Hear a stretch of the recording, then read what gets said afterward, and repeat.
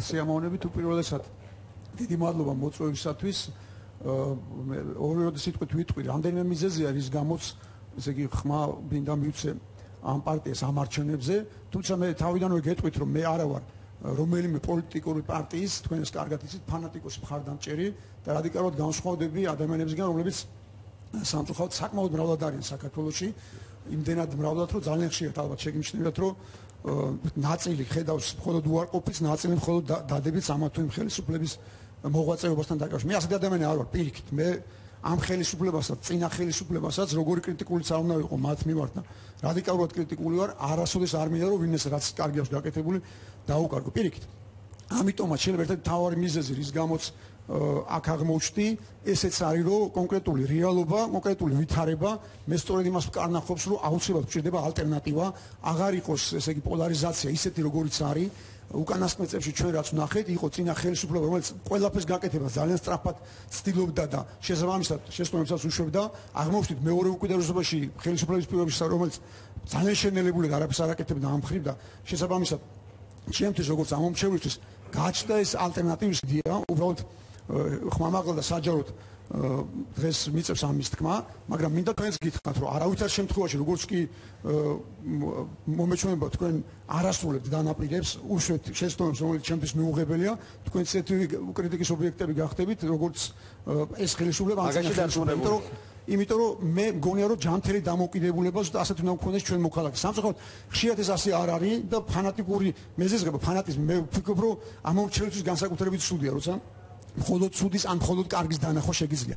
რაც შეეხება თქვენს კონკრეტულ შემთხვევას, ეს ვითარება თქვენ თუ ატყობთ, ეხლა ეს ნაციონალურ მოძრაობას ყავს თავისი მხარდამჭერი, იცით, ქართული ოცნება ხელისუფლება ძალიან კარგად იყენებს სააკაშვილის ფაქტორს და ამიტომაც შესაბამისად მასაც ეყოლება უამრავი მხარდამჭერი, იმიტომ რომ ბოროტად იყენებს, ასე ვთქვათ, მუდმივად აშინებს, რომ ჩვენი ესე იგი არ დამარცხების შემთხვევაში დაბრუნდება სააკაშვილი მაგალითად იცით ხო რაზე აქვს აგებული ამსეთ ვითარებაში მე მგონია რომ ყველაზე კარგი გამოსავალი ჩემის ღრმაწმენით იდეალური იქნება რომ გაჩნდეს ალტერნატივა, გაჩნდეს აღარ მივცეთ საშუალება რომელიმე პოლიტიკურ პარტიას, რომელიმე პოლიტიკურ ჯგუფს იყოს ერთპიროვნული და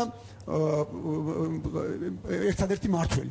ჩვენ სანამ ვართ ჯერ კიდევ ხალხაკარგანს ალბათ ვიქნებით პოსტსაბჭოთა ქვეყანა და ხალხი ეს უნდა გამოვრიცხოთ. პირიქით ჩვენ ვართ უძველესი დროიდან როცა ჯერ კიდევ უძველეს ევროპულ ცივილიზაციას ვეკუთვნით, ვართ მრავალფეროვანი, მრავალხმოვანი ქვეყანა და ხალხი. პირიქით, ეს მე მგონია, რომ სწორად გამიზნული პროპაგანდა, აგიტაცია თქოს მხოლოდ ორი პოლუსი არსებობს. არ არის ასე, სინამდვილეში არსებობს ალტერნატივა და დემოკრატიისა და თავისუფლების ალტერნატივა ჩემთვის საერთოდ არ არსებობს. მე დღეს დავბრუნდი საქართველოში. და სხვა შორის, მინდა ესე ვთქვა, რომ აფხაზებს შევხვდი ჩემს კოლეგებს და რამდენჯერაც მათ შევხვედრი, რომ ხშირად ხვდები ხოლმე. აი ბევრჯერ შევხვდი, იმიტომ რომ სათითაოდ მიხვედი, თითო ადამიანს ვეძებ, რომ საქართველოს დაუბრუნო. თითო ადამიანი. ამას ძალიან დიდი მნიშვნელობა. და ყველა შემთხვევაში მაინც ვეკითხები ხოლმე, ესე იგი ვინ არის, ვის შეიძლება მათ ვისთან შეიძლება გქონდეთ დიალოგი და ვის დაელაპარაკონ და ეს არის რასაკვირველია ირაკლი ალასანე. დიდი ბოდიში რომ ამას ხმამაღლა ირაკლის თანდასწრებით ისა ვამბობს, მაგრამ ნათია პანჯიკიძის ნათქვამი მაგდა. სახში მაინც გეტყოდა. რატომ? იმიტომ რომ მე ზუსტად იმას ვფიქრობ, რომ ჩვენი შეცდომები, ჩვენი არჩევანი, რაც გავაკეთეთ რამდენჯერმე უკვე საქართველოს დამოუკიდებლობის აღდგენის შემდეგ, მე ვფიქრობ, რომ მაინც არასწორი იყო ძალასთან დაკავშირებით. მე ვფიქრობ, რომ მაინც ჩვენ ყველა ვარიანტში მშვიდობიანი გზები უნდა მოვძებნოთ იმ თავარი პრობლემის მოსაგვარებლად, რომელიც ქვეყანაში გვაქვს და ამიტომაც ჩემი არჩევანი არ არის შემთხვევითი ამ არჩევნებზე, რომ ამ ესე იგი თავისუფალ დემოკრატიას მივცემ ხმას. მინდოდა ასეთი აგრეთვე იმის აღნიშვნა, რომ აქ ბრძანდება ნინო გოგუაძე. მე ერთხელ რამდენიმე თვის წინ ესე როცა გამიშთა ეჭვი რომ თქვენ მოგცემდით ხმას, ჩემი ვარაუდი დაიწყო მაშინ როცა მოვისმინე როგორ იცავდა ეს ადამიანი სხვა ადამიანებს უფლებს. აი რომ მოვისმინე, სულ ჟურნალისტები მივიდა. ეხლაც რომ მახსენდება, ახლაც იგივე მიმართება, დაუჯერებელი ასეთი რამე. მე ქართულ პარლამენტარიზმის ისტორიაში ასაც მოვხდა. არ მომისმენია. და მე ჩემთვის როგორც მწერლისთვის და ადამიანისთვის, რომელიც თავისუფლებას არაფერში არ გასწევს, არასოდეს ყველაზე მთავარი არის, ყველაზე ფუნდამენტური ფასეულობა ეს არის ადამიანი. ჩემის ღრმაწმენით მე როგორც ვხედავ, არ მეშინია ამ ხრივ, რომ თქვენ იქნებით ზუსტად იმ ღირებულებების, იმ ფასეულობების ერთგული, რომელიც არის მთავარი ორიენტირი ჩემი სამშობლოსთვის, ეს არის ძველი ევროპული სახალხო ის უნდა დაბრუნდეს.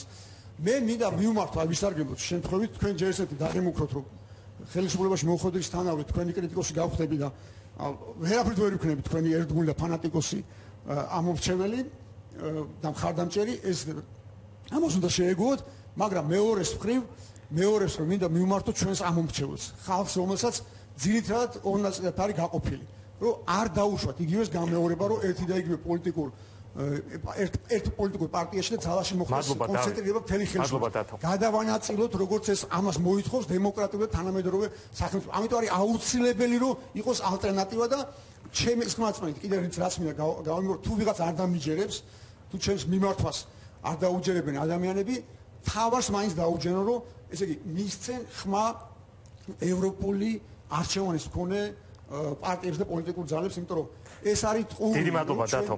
ჩვენ ახლა მაინც დაგვეხმარება ოდესმე რუსეთი. ჩვენი ისტორიული არჩევანი ეს არის სახში დაბრუნება ევროპულ სახში. საიდან ჩვენ მოვიდივართ? ჩვენ ვიყავით ევროპულ ცივილიზაციას და დიდი მადლობა თუ ამას არ გადაუხვევთ. მადლობა დათო. ჩვენი ყოფნა მე ვფიქრობ რომ აუცილებელია ქართულ პარლამენტში. ძალიან დიდი